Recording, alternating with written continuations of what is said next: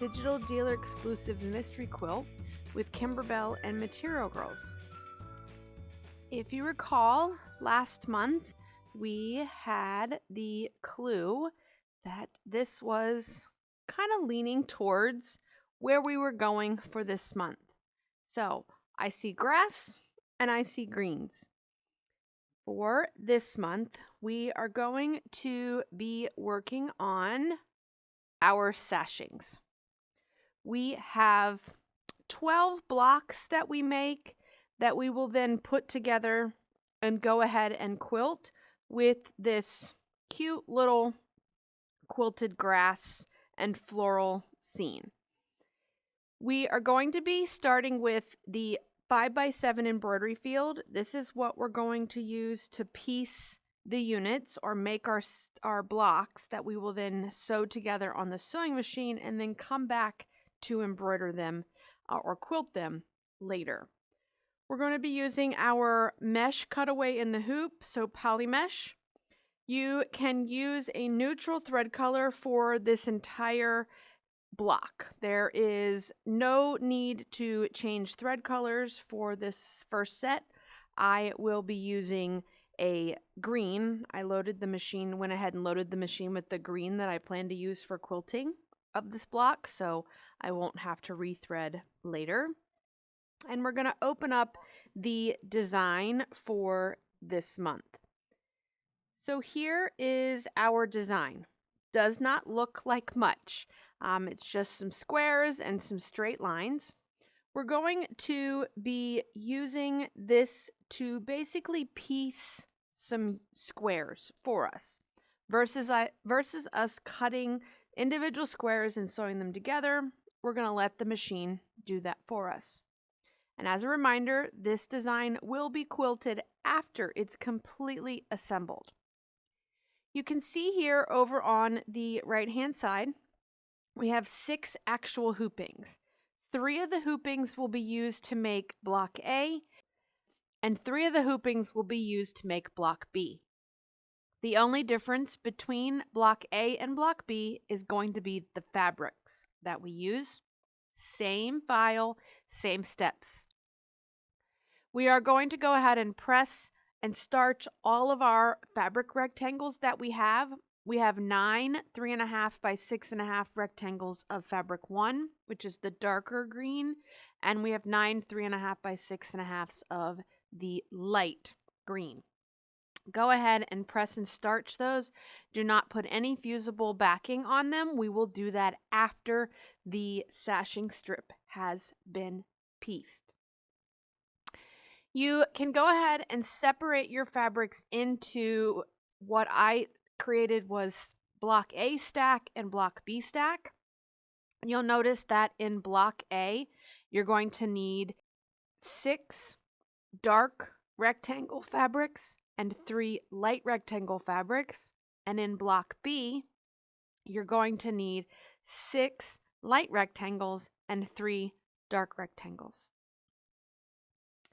The first step of this design is to go ahead and stitch the block template directly into the stabilizer.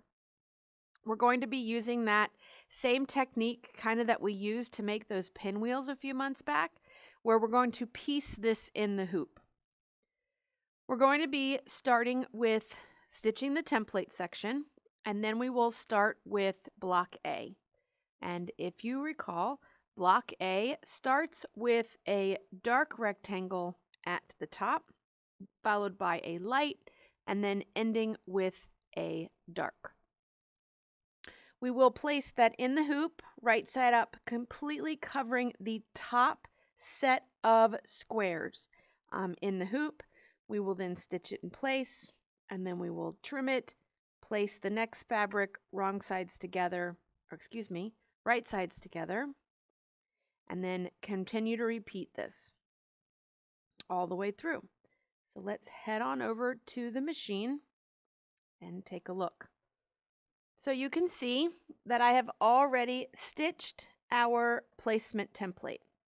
I'm going to go ahead and I'm going to take piece number 1, or the first dark.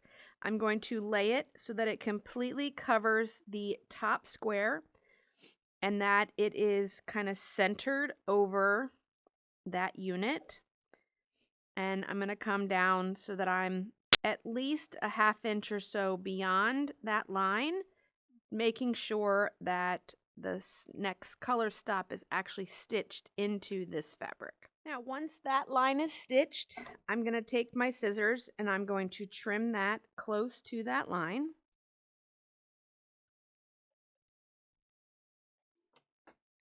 Just like that. I'm going to take piece number 2, which is my light green. I'm going to put it right sides together with the dark that's in the hoop, and I'm going to line up not even with where I just trimmed, but maybe about 1/8 of an inch past it. So you can kind of see that I am a little below that line. Still plenty of big enough. That just kind of creates that shadow barrier from being able to see that. We're going to return the hoop to the machine and we're going to run this color stop, which is going to piece this to this one, and then we will turn it right side out.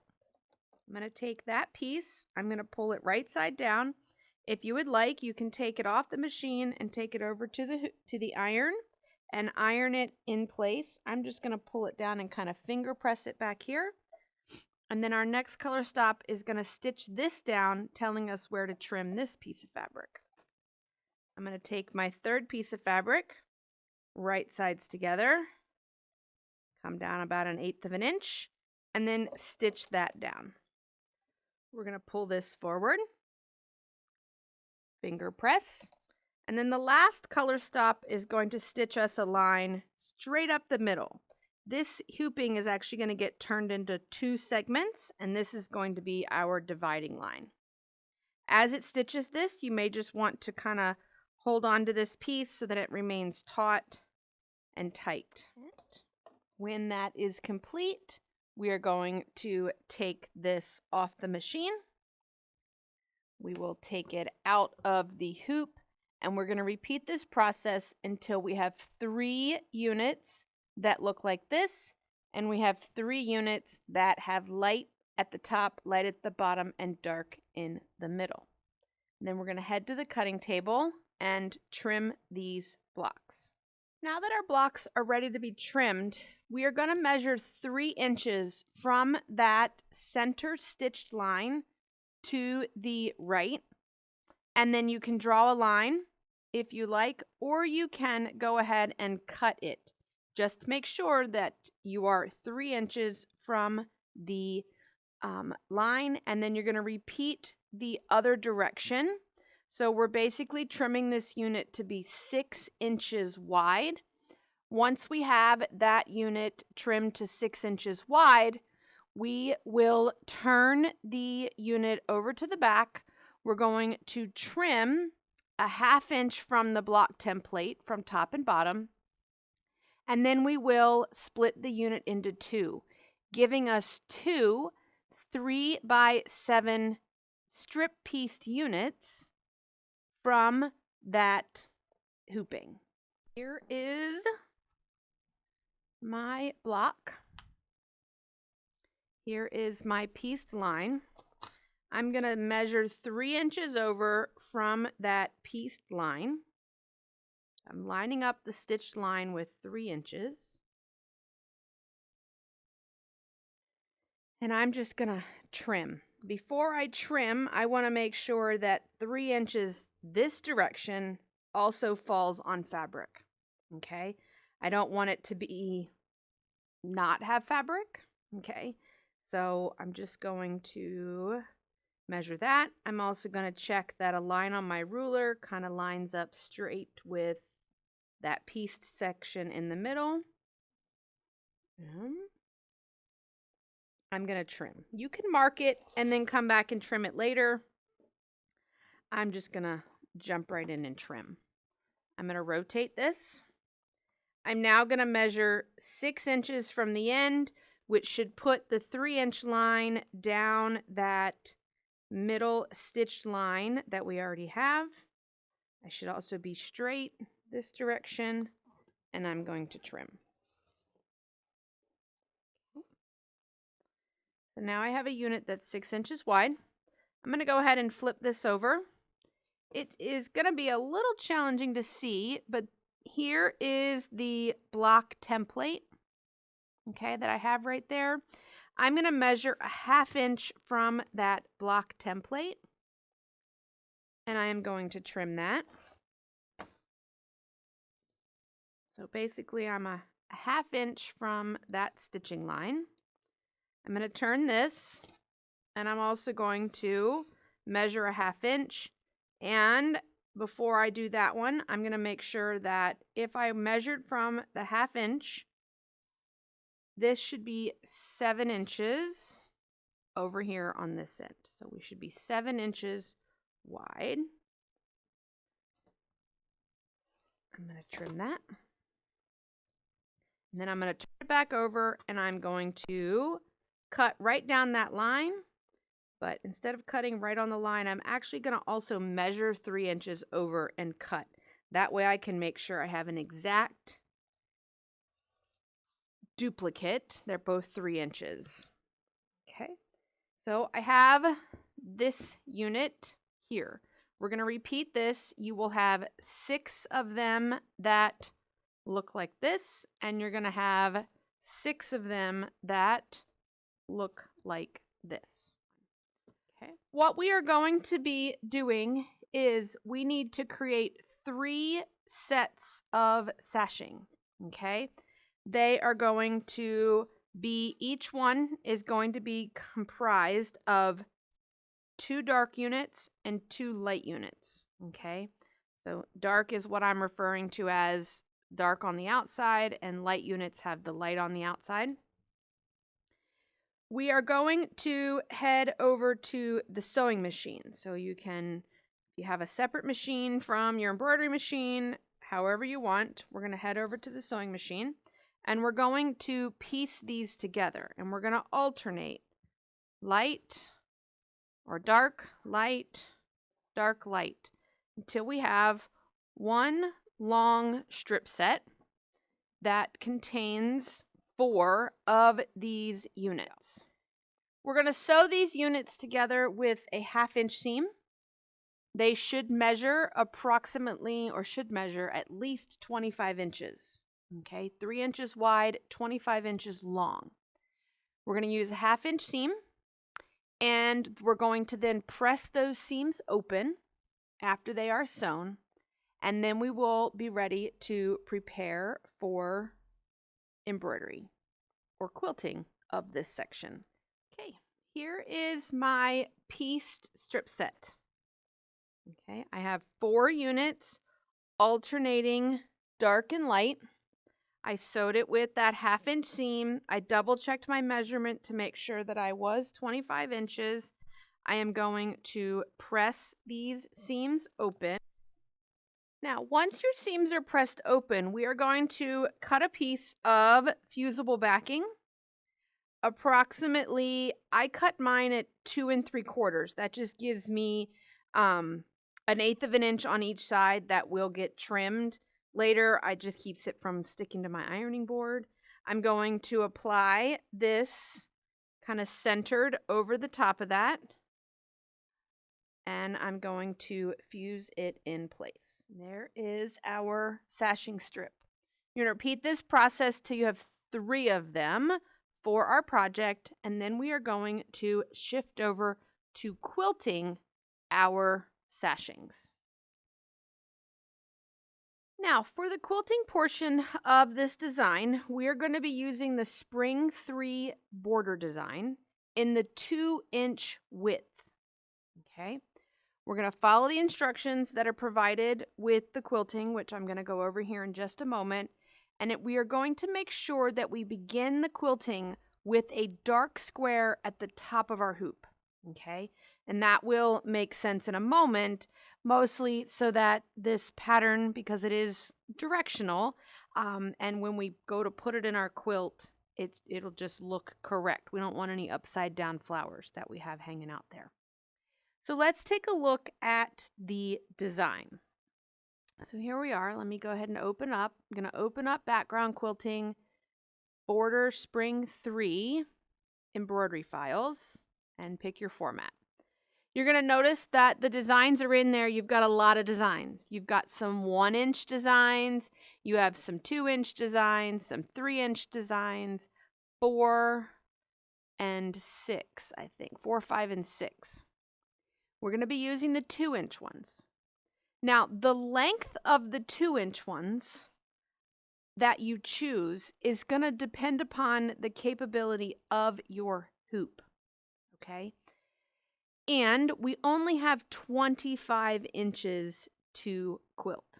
So with 25 inches to quilt, I don't want to have to do a lot of hoopings. I do have a hoop that will allow me to do 14 inches. And then after 14 inches, I could do a 12-inch hooping, and that's going to give me 26 inches. So that will definitely quilt all of this in 2 hoopings. Okay, so I'm going to start with the 14-inch hooping, which tells me that it will fit in a maxi hoop. Now, we have 3 of these to do, and if you know me, you know that I'm going to try to do this with one as most stabilizing, saving option that we have, as well as time efficient. Now, we have a border that is, again, that we're choosing the 2-inch width by 14 inches. Now, if you don't own a maxi hoop or you don't have the capability of a certain length, you'll just have more hoopings. It'll be just fine.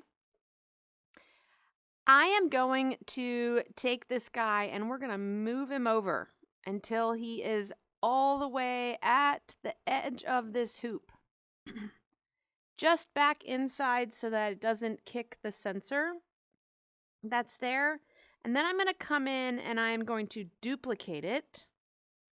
And then I want to move this one as far to the right as I can. So I'm going to go as far as I can and then come back over till that red ring disappears. And then I'm going to look that in the middle, nothing overlaps here in the middle, and that I have enough space. We don't want any overlapping because these are 2 separate units. Okay? So I'm going to be able to get 2 in a hooping. So I can embroider 2 in one hooping, and then I'll have 1 sashing strip that'll have to be done individually, which is just fine. But take a look at, duplicating things in the hoop and that type of thing. I'm going to demonstrate just 1 in a hooping today here, but I did do 2 of them previously in the hoop at the same time. So we're going to get over to the machine and we are going to quilt this process. So just play around with, maximizing your hoop sizes and things. If this border was any wider than the 2-inch finished border, we wouldn't be able to do this because we would not be able to leave enough space in the middle to cut these apart. So just play around. We're going to come back over. Let's take a look at roughly the steps for this process, and then we will work through it on the machine. We're going to place our poly mesh in the hoop, and we're going to run the first color stop directly into the stabilizer. That is going to be our placement line for batting. And just like we have been doing, you could pre-cut your batting to the 2x14, okay? Or you can lay a larger piece of batting over top of it to then trim it. Once we have our batting in place, we will then either skip the tack down if you are pre-cutting to size or run the tack down. If you run the tack down, you will then trim your batting as close to the line. Okay. We then are going to stitch the border placement line. And I do recommend stitching this, although it is pretty obvious. This kind of helps us stay straight when we go to place our border up on top. She has you roll up a piece of tape at the top, tape it above the top of the batting. You can also put one at the bottom of the batting to kind of hold everything in place. We'll take our pieced sashing strip with a dark green square at the top.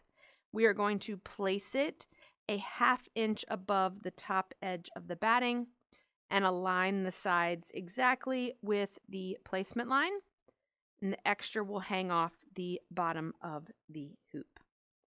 This will all make sense here in just a moment. So let's head over to the machine and take a look. Over here at the machine, I have stitched my batting placement line. I'm going to place my batting inside of that rectangle. I am going to skip color stop 2 because I have pre-cut my batting. You don't want to, if you didn't pre-cut it, you're going to run color stop 2.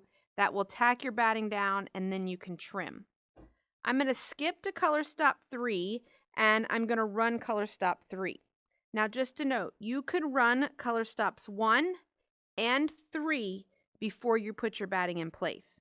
Batting does not need to be in place if you have pre-cut while you run your fabric placement line. Now that my batting is in place, my fabric placement line has been stitched, I'm going to take a piece of rolled up tape and place it above the top, and I'm going to repeat the same at the bottom. We're going to take our pieced unit, sashing unit. Okay, I have a dark green here. Ultimately, you can kind of see where that original template line was stitched, and we trimmed a 1/2 inch. So ultimately, I want that line, if you kind of fold on that line, to be at the top of this unit. Your strip is going to be wider, okay? So this is a 2-inch finished, and our border strip fabric here is 3 inches. So it is larger than what we need for this project, which is fine. I'm going to pick this right-hand edge, and I'm going to make sure that this right-hand edge is right at that placement line to make sure that I am straight. And I'm just sticking my fabric to those pieces of tape. I'm not worried about the left-hand side because it's, a good 1/2 inch above that mark. Okay, and we are going to run the next color stop. Color stop 4 on the machine is going to tack down the left and right hand sides of this strip. It is not going to sew across at the top or the bottom. It's just going to tack down these sides. Once our fabric is tacked in place, we are going to run the final color stop, which is going to quilt our design. Okay, when your quilting is complete, you are going to take your project from the hoop. We are going to trim the excess stabilizer. Do not trim the fabric or any other batting that's there, just the fabric. We are then going to reload our hoop with a poly mesh stabilizer, and I am going to open up the next size design. If I had longer to do, I would repeat this size, but repeating a 14-inch design when I really only need 11 inches is a little excessive in my world. So I'm going to open up the 12-inch design. That's there. Now, if you were doing all 3 of these at home in individual hoopings, I would go through and do all 3 14-inch hoopings first, and then change out the design to the 12-inch hooping, and then repeat this process with the 12. So let me get us set up here, and then I will show you the process of how to rehoop for the next hooping on this border. We start this hooping the same way we started the previous one. We're going to hoop our stabilizer. run the placement line for the batting. If you're pre-cutting, skip color stop 2 and run color stop 3, which is going to be our fabric placement line. Then it's going to be easier if we take the hoop off the machine, position the batting, position the tape, and then we will position our already quilted sashing strip on top of that. So here is my already quilted piece. My stabilizer has been trimmed. I don't have any extra at the top or the bottom. And here is my unquilted section. I am going to fold this in half, not really in half. I'm going to fold it down so that the quilted piece is on the front and my unquilted is to the back. Okay, I'm going to line up this fold at this line on my hooping. So right here at the top of the line, I'm going to line up that fold, and I'm also going to make sure that I line up the right hand edge in the same manner that I lined it up earlier. Then I'm going to unfold this. That batting in the first hooping should butt right next to this new piece of batting. Okay, there should not be a gap. Everything should butt right up next to the other. Now this bottom piece of tape is obviously not going to hold on to this. So I'm just going to put a little tape here just till I get these stitching lines in. So I've got a little tape holding that there. And at this point, I'm ready to return it to the machine. That next color stop is going to stitch those tack downs along the side. They should come pretty close to being in line with where the tack downs in your previous hooping ended. So they are right here. And then when we get over to the machine here, and I put this on, this should come pretty close to, there is that one. I'm pretty happy with where that lands. It doesn't have to be exact. You can make little movements if needed. Okay. And when I'm happy, I will go ahead and run color stop 4, tack this in place, and then we will run the last color stop of the design, which will quilt our design. Now you'll notice that because I'm not fully needing all 12 inches of this section right here will get quilted, but doesn't contain any fabric. Okay, so just let the machine run and just watch carefully that this section here doesn't get caught underneath your foot.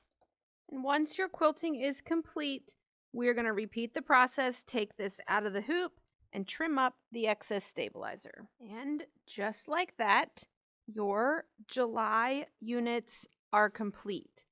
I would not do any additional trimming to this strip set as there is no notation in the instructions as to truly how wide this should be. It should be 2.5 inches, okay, because we chose the 2-inch finished border and we have these placement lines or fabric hold lines that's there. I'm pretty sure by looking at images that this is obviously going to be right at that 1/4 inch, so the bottom of your grass. And then that basically from that point out, you should be at a 2.5 inch wide strip. So I would just hold off until we know for sure exactly how wide this strip unit needs to be when it comes down to assembling. But you will have created 3 sashing sets for the month of July. And we are ready to take a look at the August hint for what is going to be coming up next month. And here we go. So we've got some purple, some orange, some white tulips. I'm thinking we may be going back to stitching some flowers, but we shall see. Thank you, everyone, so much for joining us this month, and I will see you back here at the beginning of August for our next reveal.